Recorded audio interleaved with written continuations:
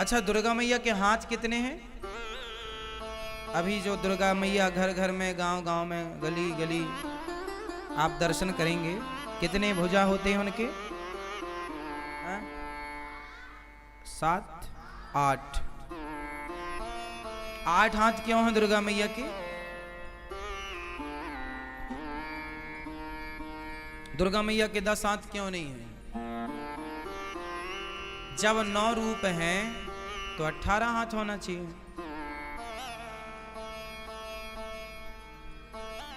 रूप तो 9 हैं तो हाथ 18, 9 दूनी 18। 8 हाथ क्यों हैं? 10 क्यों नहीं है? या 6 क्यों नहीं है? दुर्गा मैया के 8 हाथ क्यों हैं? पता है आपको? पता है? नहीं? सुनो, आपको पता है भैया? दुर्गा मैया के 8 हाथ इसलिए हैं क्योंकि हम 4 भाई हैं। हम भारतीय कितने भाई हैं? कौन कौन भाई? ब्राह्मण, क्षत्रिय, वैश्य और शूद्र। कितने वर्ण हैं हमारे यहाँ? 4 वर्ण हैं। व्यवस्था कितने वर्णों की है? ब्राह्मण, क्षत्रिय, वैश्य और शूद्र। इन चारों के हाथों को जोड़ें तो कितने हुए? दुर्गा मैया कहती हैं कि जिस दिन तुम चारों संगठित हो जाओगे तुम्हारे 8 हाथ हो जाएंगे, फिर किसी से भी तुम जीत सकते हो। तुम हार इसलिए जाते हो क्योंकि तुम बिखर गए, तुम बट गए जातिवाद में, ऊंच नीच में, छोटे बड़े में। दुर्गा मैया ये निवेदन करती हैं अपने बच्चों से कि बेटा तुम संगठित रहो।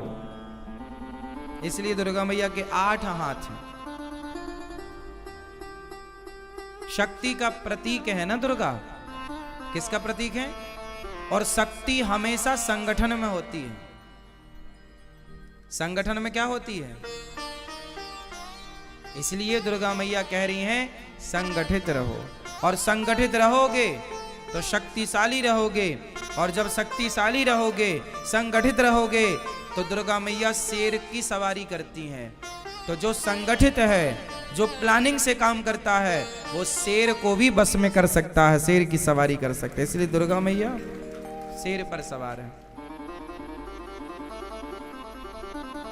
ये तो रही, आज हमारा देश बटा हुआ है, ब्राह्मण में, क्षत्रिय में, वैश्य में, शूद्र। इसी बंटवारे का फायदा अंग्रेजों ने उठाया, मुगलों ने उठाया। फूट डालो शासन करो का नारा अंग्रेजों ने दिया, हम देशवासियों को लड़ाया। 700 साल तक गुलामी की भारत ने, 500 साल मुगलों की, 200 साल अंग्रेजों की। हाँ या ना? सैकड़ों साल तक गुलामी किस लिए रही? क्योंकि आप आपस में लड़ते रहे, मैं बड़ा हूं, मैं छोटा हूं, मैं ये हूं, मैं वो हूं। जबकि तुम चारों भाई हो, ब्राह्मण, क्षत्रिय, वैश्य और शूद्र, चारों एक बाप की संतान हैं। चारों के पिता कौन हैं? जोर से बताओ, ब्राह्मणों के पिता कौन? जोर से कौन? ब्राह्मण किसके पुत्र हैं?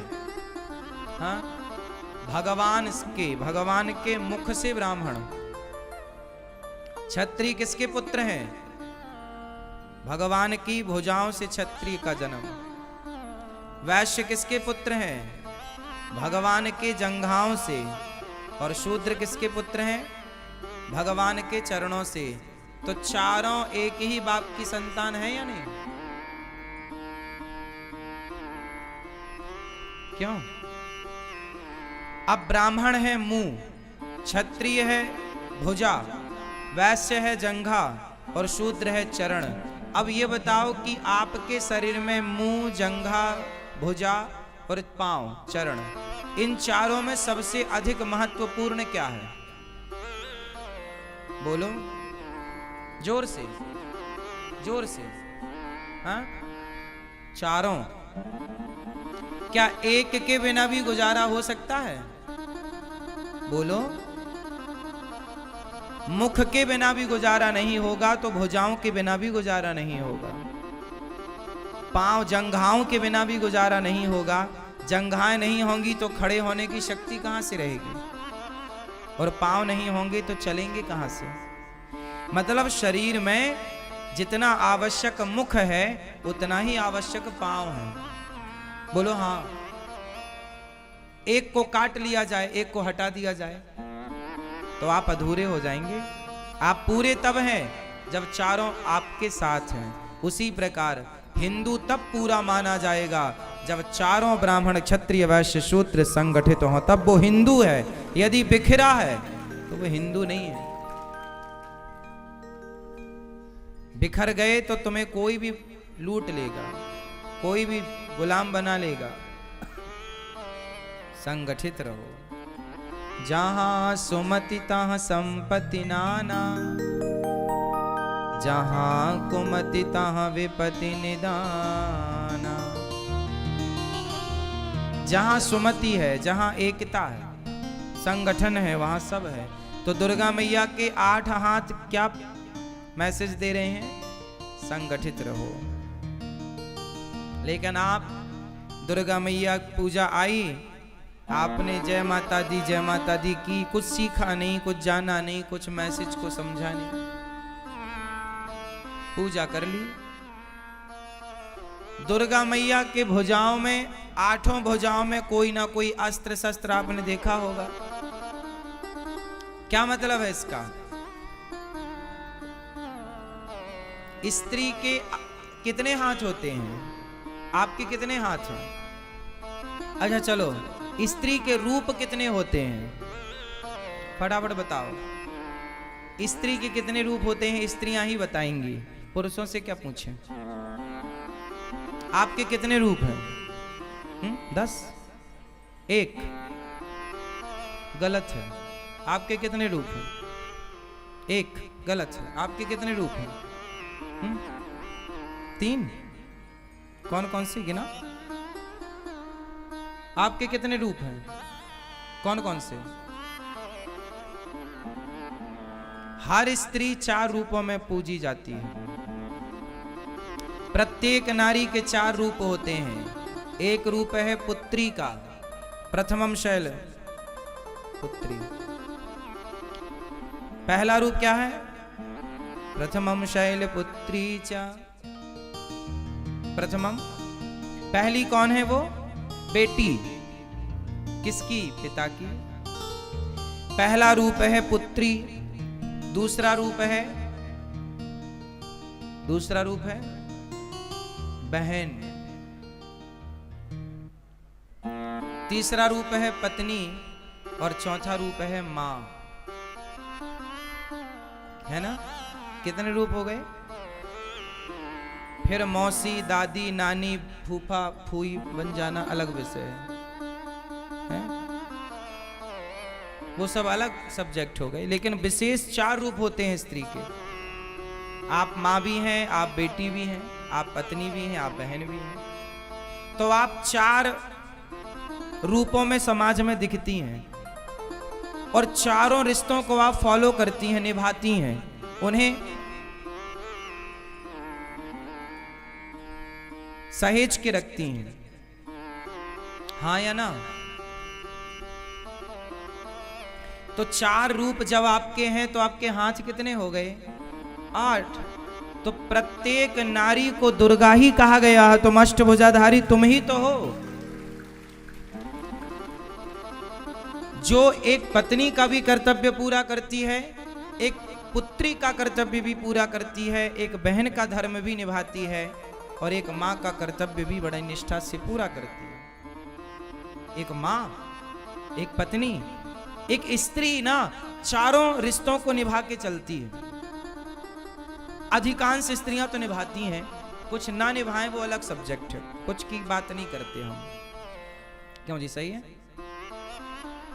हर जिम्मेदारी, रक्षाबंधन आएगी तो भाई की तरफ भागेगी, करवा चौथ आएगी तो पति की तरफ।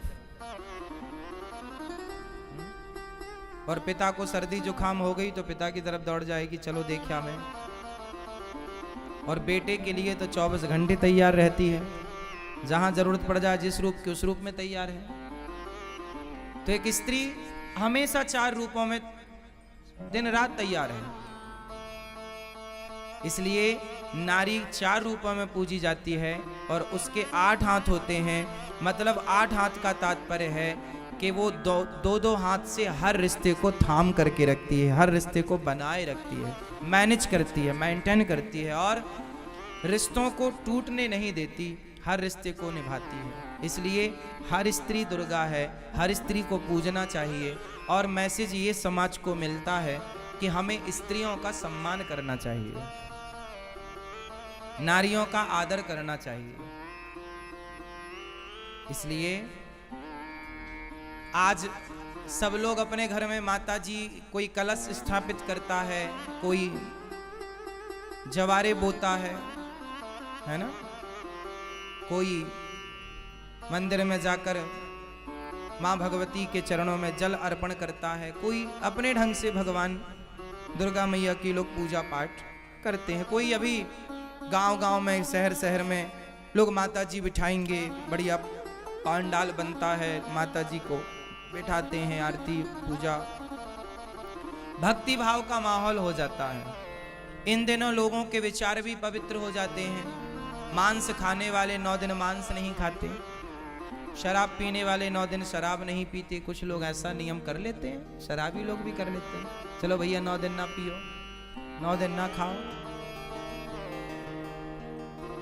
ऐसा मतलब ये पूरे प्रकृति को ना एक पॉजिटिविटी देने वाला समय है। 9 दिन मतलब शराबी भी 9 दिन शराब नहीं पीता, इसका मतलब क्या है? ये इन दिनों का ही तो प्रभाव है। मतलब ये कोई सामान्य दिन नहीं है, ये विशेष दिन है। 9 दिन इन दिनों में की गई पूजा, इन दिनों में किया गया जप तप, नवरात्रि में जो 9 दिन बड़े बड़े योगी अपने साधन को मजबूत करते हैं। ये 9 दिन आप जो भी सिद्ध करेंगे, जो भी जप तप पूजा करेंगे, वह सिद्ध होगी। इसलिए 9वीं सिद्धिदात्री चा, इसलिए 9वें दिन को क्या बोलते हैं? सिद्धिदात्री। मतलब हर कार्य की सिद्धि देने वाली। प्रथमम शैलपुत्री हैं तो दूसरी 9वीं सिद्धिदात्री, सिद्धि की प्राप्ति।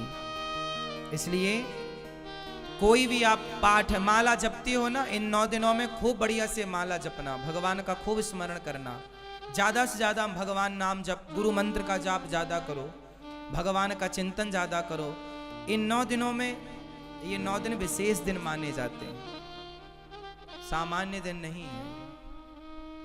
इन 9 दिनों में किया गया जप तप कई गुना फलदायी होता है, किया गया अनुष्ठान सिद्ध होता है, सिद्धि मिलती है। बड़े बड़े लोग जो समझदार ज्ञानी विज्ञानी जन हैं, इन दिनों में राम रक्षा स्तोत्र में ही लिखा हुआ है कि नवरात्रि में 9 दिन जो इस स्तोत्र का पाठ कर लेता है वो सिद्ध हो जाता है तरीके से। मतलब कोई भी शुभ कार्य किया जाए तो वो सिद्धि को प्रदान करने वाला होता है। इसलिए आज आप लोग भी दुर्गा, आप भी माता जी बिठाते हो। आज गौरी गोपाल आश्रम में भी आज माता जी बिठाई गई, आज माता जी आई हमारी, और माता जी की आरती भी दास अनिरुद्ध ने उतारी, माता जी की सेवा भी की और माता जी का आशीर्वाद भी लिया। आज गौरी गोपाल आश्रम में, ये जो नया आश्रम है, इस आश्रम में आज कुछ 2-4 रूम जो तैयार हुए हैं, उन रूमों में आज माता जी को बिठाया गया है ना। आज हमारी वृद्ध माताओं का आगमन